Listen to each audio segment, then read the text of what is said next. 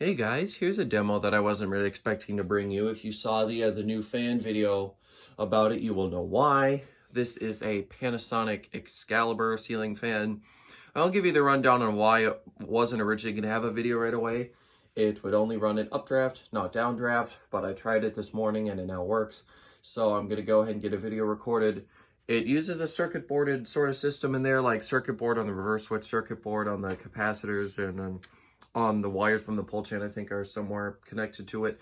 So it's probably unreliable, so I want to get a video of it now just in case something goes wrong again.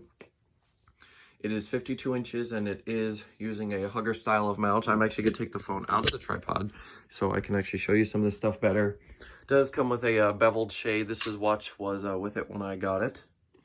There is the tag. I now have both a Panasonic and a KDK labeled one. The KDK one is over there via the Lancelot. Anyways, so yeah, there are the blades. The bottom sides are a nice shape. The top sides are just coated in grease, but once the grease comes off, they'll be a nice shape too. Grease usually helps protect finishes. GE vents. We've got the hugger mount here also. And note the interesting nuts that they put on the top here to hold the housing together.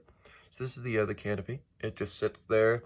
Then you could just see a little ball in there that goes into like essentially a mounting bracket, except the plate is a little bit wider. So this was essentially their version of a hugger fan. Then eventually they made one that looked more like the Lancelot here instead.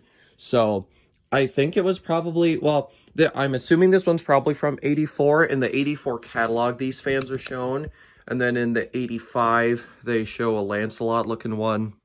Of course, there's a difference between Panasonic and KDK, so this might have been around for longer. I do not know, and I also do not know when this fan was introduced. These are pretty obscure. I don't know if anybody's found one of these yet, and if they did it somewhere deep on the forums or on Facebook or somewhere, which I'm too lazy to look through. I probably could at some point, but that's not going to be now. Anyways, so let's get this show on the road. Start by turning on the light kit. I'm just using an LED because it's not a very bright light kit, and this is by far one of the brightest bulbs I could throw in it. I'll tell you, bevel glass looks alright, but light distribution kind of sucks. I know Dan doesn't like it at all, and if he's seeing this, I do apologize for this choice, but it's what came with the fan, and I was too lazy to dig out something different. Anyways, I guess we can see how much it's drawing. Yeah, this is probably going to be rather uninteresting. Yeah, 0.05 amps. 5.7 watts, and almost the whole power factor. Alright. Now let's go ahead and turn the fan on low. Now one flaw that this fan does have is noise. And I don't mean motor hum, even though that is existent. I am talking about vibrations from the mount. Hugger fans, especially early hugger fans, are very commonly known for essentially making lots of noise because there's not a lot of good isolation, and this fan is no exception. It's full metal on metal, and on high speed I think it is going to pick up a bit of noise. So here's low speed. It is rather aesthetic,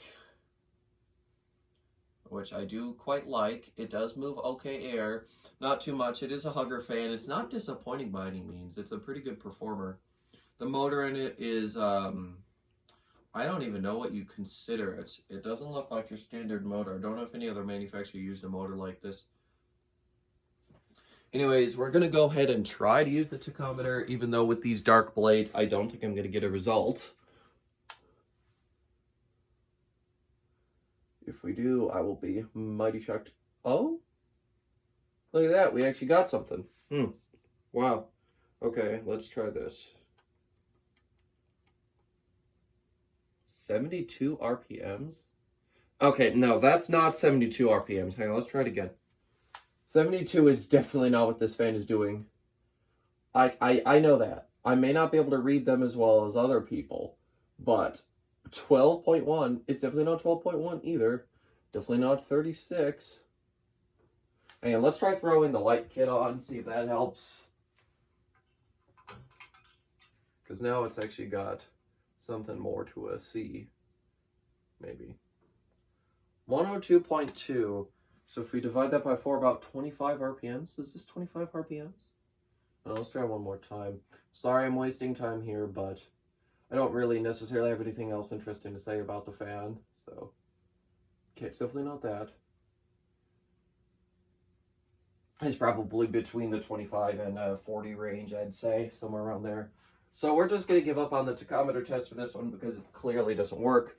This basement really does not give a good background for this, so if the fan's got dark blades, I'm just gonna not do the test. It was kind of a waste of money buying that because it doesn't always work.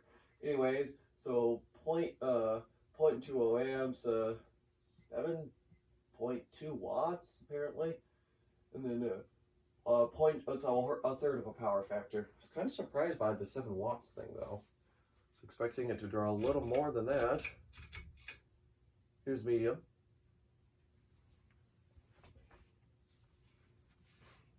Already 5 minutes in, that stupid tachometer test wasted a bunch of time.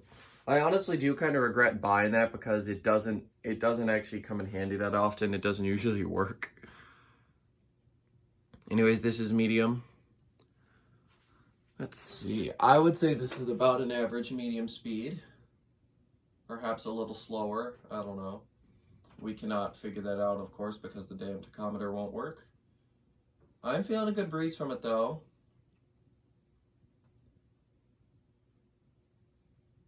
These are not bad fans.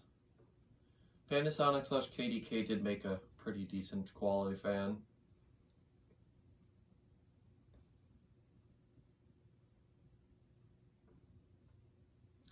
Okay, let's go take a look at the kilowatt here.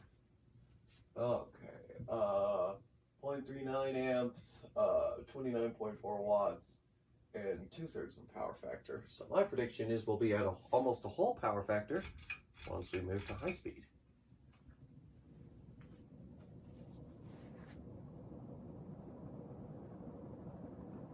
Now the noise from the mount usually comes right when you start it up. I'm not getting a lot of it now. There's a little bit of a wobble, but nothing disastrous. Moving really good air. This is a very powerful fan. The open raftered ceiling could be having some effect, but there's no way in heck I'm going to try this on a regular ceiling. It'd be too painful to install. Fan's definitely hauling. Probably doing 200 plus RPMs, probably like 230, just a guess there. Anyways.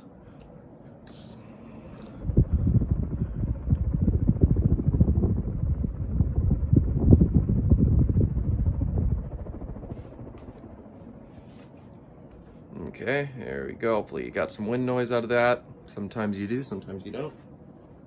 Go take a look at the reading here. Okay, 0.62 amps, that was to be expected. 74.9 watts. Yep, almost a whole power factor. I was right. Yeah, the amps seem to be going up by like 0.20 each time. There we go. We'll shut that off and we'll do spin down. I haven't done spin down on this fan at all, so we'll see how long it is. Yeah, I really do not know a lot about this fan besides what's in the catalog. On iHeart Fans, the catalog is there, so if you want to go take a look, feel free. They claim that the fan moved, I think like 7,000 CFMs maybe, because they did give CFM ratings. Of course, CFM ratings back then were horse crap. You could never really trust them. You really could never trust CFM ratings until quite recently. Spin down was rather quick. I don't know whether the bearings need a bit of oiling, whether this is normal. I honestly do not know, but that was quite a quick spin down. But that did, however, keep the video under 10 minutes, which makes me quite happy since I wasted a lot of time on that dang tachometer test. Anyways, with that, I am going to go ahead and end this video. Thank you guys for watching, and I will see you next time. Goodbye.